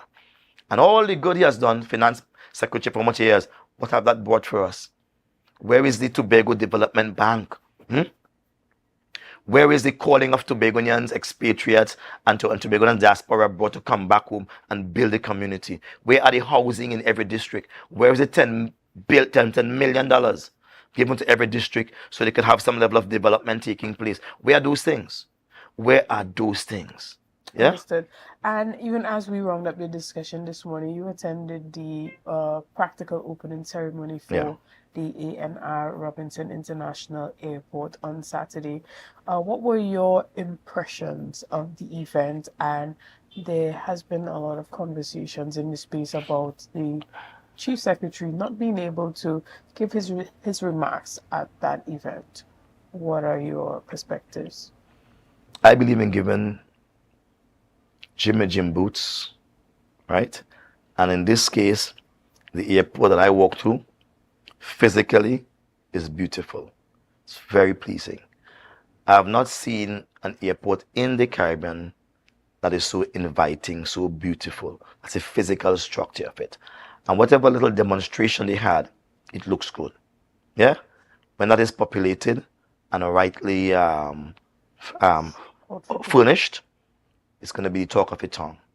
However, my concerns always remain of the $1 billion that's spent, how many of that money is in Tobagonians' businessman account? My question remains, those people with the Beneball, the 10 of them, they want to move from the airport and just select 2 to go on the new airport. How can you not fit them into a small area? The area they now occupy is a small area. Why not give them a small area and allow persons to go in and choose? Because each of them are making their products themselves. I learned that. I thought they were just buying wholesale and sell differently, but each of them are making them products themselves. And I've tried it. I've sampled products and I recognize each tastes differently. Allow a man to choose. You're going to have several persons selling food inside there, and every man cooking his own food. Why not allow these persons to sell? What harm have they done? It's 10 people in a small airport. Now you want to put them in a big airport with just 2 people? No, I'm against that. I'm also against the fact that these duty-free areas may go to Trinidadians only. I am suggesting that it goes to Trinidadians, yes, but 50%, a minimum of 50% of those duty-free areas must remain for Tobago businesses. And those businesses must be supported by the business development unit with the financial backings to get themselves going. We want to breed entrepreneurs who are at the commanding heights of Tobago's economy. Totally agreed. Now, do you think that you can or should join with the THA to advocate for those persons that you indicated to the concessionaires that already exist in the airport to just be transferred over to the new airport? Because I had a conversation with the airport authority in regards to marketing at the airport, and what they said was that they already have a marketing concessionaire, and that person is just going to be moved into the new terminal as an extension of the existing contract. So there's no new tenders going out for someone to do marketing for the airport. However, as it pertains to the concessionaires and those persons who sell local treats and craft, they are now having to apply or sending an RFP in order to be given a space in that new airport. Do you think that it's important for this THA to be advocating for that same, metric to be used as it pertains to those small Tobago businesses? Well, no, that's red tape. People give you red tape when they want to delay you, frustrate you, and they want to engage in culling, which is to remove the productive from the unproductive. As the candidate for Tobago East and my colleague for the West, when Tobagoans vote for us, they are voting to cut all those red tape nonsense out. I, Watson Duke, will ensure that 50% of those duty-free areas go to Tobago, and they will be given all the financial support they want from the business development unit. I will ensure that all of those persons selling the Benebo, sugar cake, Kumar, etc., all of those persons will be transferred without any red tape whatsoever, unless there is some negative report that the airport would have gotten about some of them. But once everything is in good standing, they will be transferred. They don't need to apply. There are some things that must just happen. They're given first preference, but they still have to submit the RFP and all the required I'm saying to you, they documents. don't need to submit no RFP, no first preference. They'll be given the only preference there. Nobody else could sell Benebole but them, because we don't want to stand about 10 persons here. Let them continue selling. There are other things for persons to do. And 50% of the the duty-free areas will be given to Tobagonians and their businesses. We will ensure that we give them the financial backings. We have to develop Tobago. And this is why these elections, people are not studying about the nonsense in money and pay for voting. They're studying for the best leaders. And right now, myself and my colleague, we are representing to a very improved level what A&R Robinson and Winston Murray would have done. We have come to done it. Let me end by saying this, if you're going to wrap up. APT James was the one who gave voice to our right to autonomy. He spoke about autonomy. He spoke of it, Tobago's rights. A&R Robinson, in his entire incarnation, would have been responsible for having that documented on a legislative piece of paper called laws, THA laws. Now Watson Duke must come and operationalize it. This happened between APT James and the coming of Robinson. It took place in 1946 and 1976, that's 30 years. Between the last document being written, right when Robinson came into existence in 1995 when they won, and between 2025, that's the next 30 years. The cycle has come wrong again. Now it's time for us to go to Trinidad and operationalize what Tobago should mean to Trinidad. We shouldn't have to guess it. Nobody can come to Tobago and dumb us down or tell us stand aside. We have to fix Tobago and make sure Tobago work for all Tobagonians. Thank you. Well, again, we want to thank you so much for coming in this morning and having this discussion, and we want to wish you all the best in your candidacy for Tobago East and that official announcement of your candidate for Tobago West that's going to be happening on Monday. Thank you. All right, guys, we're going to take a quick break right here. We'll be back with much more conversation right after this. See you soon.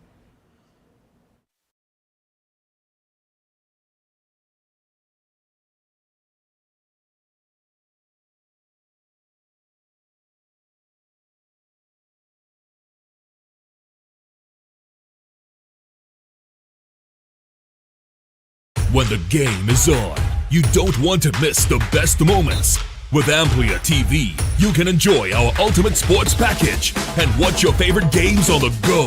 Stay connected and informed with sports news, scores, and stats with AMPLIA's fastest internet speeds. Up to 1 GB fiber internet, you can stream riveting football action, cricket, NBA games, and much more. With AMPLIA, it's game on. Visit amplia.co.tt or call 800-4663. AMPLIA. Do more, live more.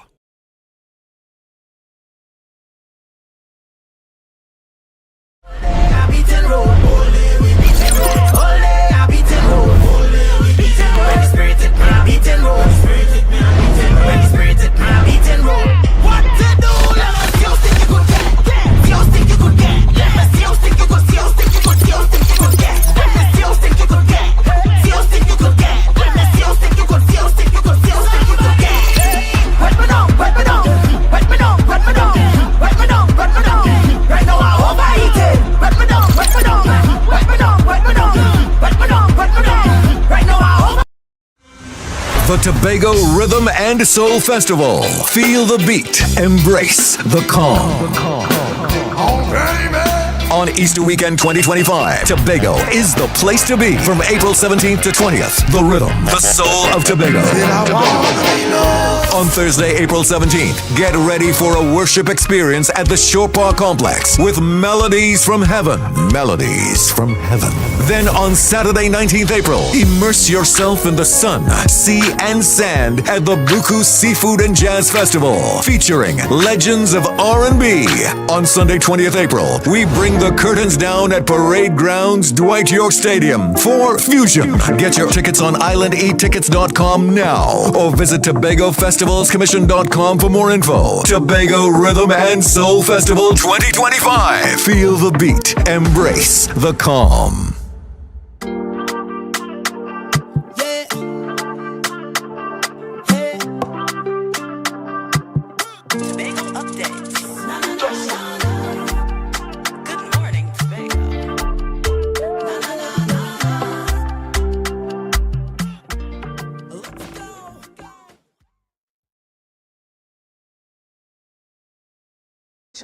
And this we are chatting with Mrs.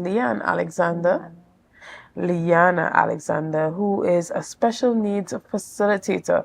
And we know when you see you sitting here, it's because we're talking all about Down Syndrome awareness and Down Syndrome Day. And today we are chatting about the Down Syndrome Day conference. Good morning and welcome. Good morning and thank you, and good morning to our viewing and listening audience. Right now, this conference has been happening for a while here in Tobago, and you and your team have been facilitating this. Now, we are in the what edition of the conference? 14th. 14. So this is 14 years. 14 years. The organization Down Syndrome Family Network would have been having the conference in Tobago. It's been for like about 12 years thus far. Right.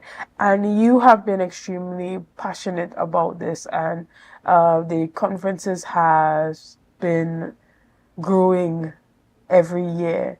And so this year it has gotten so big that you have to now move back to the Magdalena Grand Hotel. Tell us about that. Okay, so this year we are at the Magdalena Grand Resort. And the theme that we are looking at is improve our support system. And this basically highlights the need for, I would say, individualized support for individuals with Down syndrome as it relates to their choice, being able to be included in society, their dignity, and other areas that, persons take for granted. It further highlights, or I would say support families for these persons living with Down syndrome and also other disabilities in terms of advocating for them, caring for them, and supporting them in their daily lives. Excellent. And this year you have a number of sponsors and partners that have come on board to support. Are there new sponsors that has come on to be a part of this year? Well, we have our usual sponsor, which is, of course, Republic Bank. We have sponsors from Trinidad. For Tobago, I want to highlight the Division of Health and Wellness. So we would have had ongoing support from them for our workshops and now for the conference. Also the Division of Education. And we also have other sponsors who would have reached out, like TADCO and the Lambo Credit Union, to give sponsorship as well. However, they may have to revert to our workshop at a later date. Understood. Yeah? Understood. And as it pertains to registration, who should be coming to this conference and how can they register? Okay, so this year we are looking at 150 persons, and we have a flyer that is on social media. It's also on the DSFN page, and there's a link persons can register. We are looking at stakeholders, parents of persons with Down syndrome, teachers, school supervisors, social workers, and the wider public, because we want all stakeholders involved in ensuring that persons with Down syndrome and other disabilities are included in society. Understood. And so as it pertains to the date and the time of the conference? All right, so as we all know that March 21st is World Down Syndrome Day. And so it's the third month, the 21st day. And that is significant with Trisomy 21. We also have the Rock Your Socks. So on that day, persons rock their socks. But here in Tobago, we are doing it the day before, which is tomorrow. And we want persons to support. We still have a few spaces for registration. And we would have reached out to our schools, more so primary, secondary, and even the early childhood teachers would have been invited. So we want the youths to come out because they are the future for our society. So we would have reached out to the 9 secondary schools and our primary schools so that we could have a representation from our student body as well as a teacher or two from each of these schools supporting. Totally understood. And would there be any members of the Down Syndrome Society from Tobago that would be speaking at the conference? Because I see that you have a number of persons that are representing that community. Okay, so it's a Down Syndrome Family Network. And we have 5 speakers, 2 guest speakers, and we have 3 other speakers. And for Tobago, we have Dr. Faith. We have Dr. Faith Brebner was speaker, representing Tobago. And we are very happy to have her because she would have always supported. Right. And as it pertains to the self-advocates, are there any self-advocates from Tobago that would be speaking? We have 1 person that we are hoping to join the panel because from Trinidad we have 3 persons who are working, but in Tobago, in terms of persons with Down syndrome working, we haven't had any to date, but we have persons with other disabilities that should be able to join the panel. At least 1 person we would have targeted thus far. Excellent. And is there a price attached to joining the conference for the general public? Thankfully for our sponsors, persons in Tobago do not have to pay. So registration is free. In Trinidad, obviously, there's a $300 fee to go to that conference. But in Tobago, because of our kind sponsors that would have been supporting the program for years, persons in Tobago do not have to pay. So we want them to, take the opportunity to be a part of the conference and come on out and see what's happening as it relates to inclusive and special education here. Right. And so tomorrow you would be celebrating World Down Syndrome Awareness Day, although it's on Friday. You would be celebrating tomorrow, as tomorrow, March the 20th, is the day of the conference, and you're asking persons to rock their socks as they come to the conference tomorrow. Yes, because what we normally try to do is to include Tobago.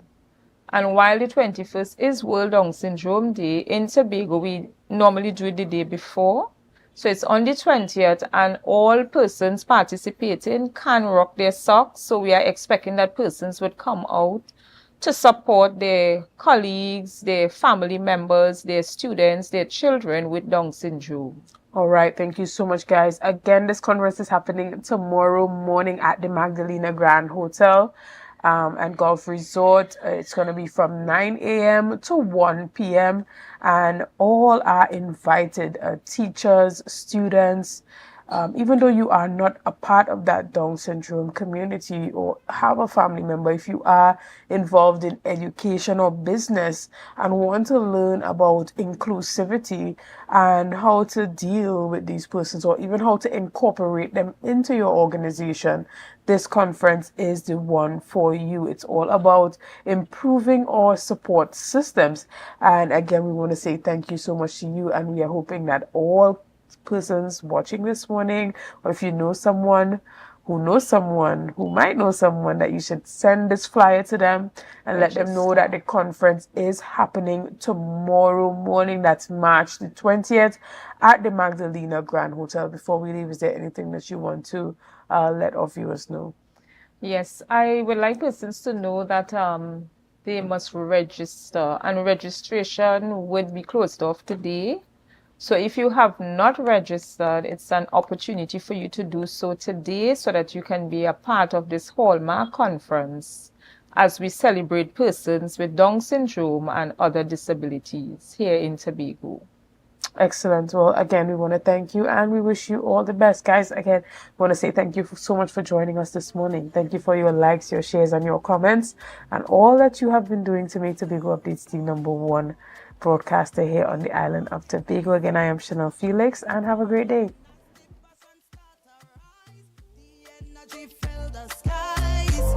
I say thanks for favor to wake up and hear my neighbor. 60,000 people strong, and the vibes is never wrong. We are beauty, we are power, we are people in the sun.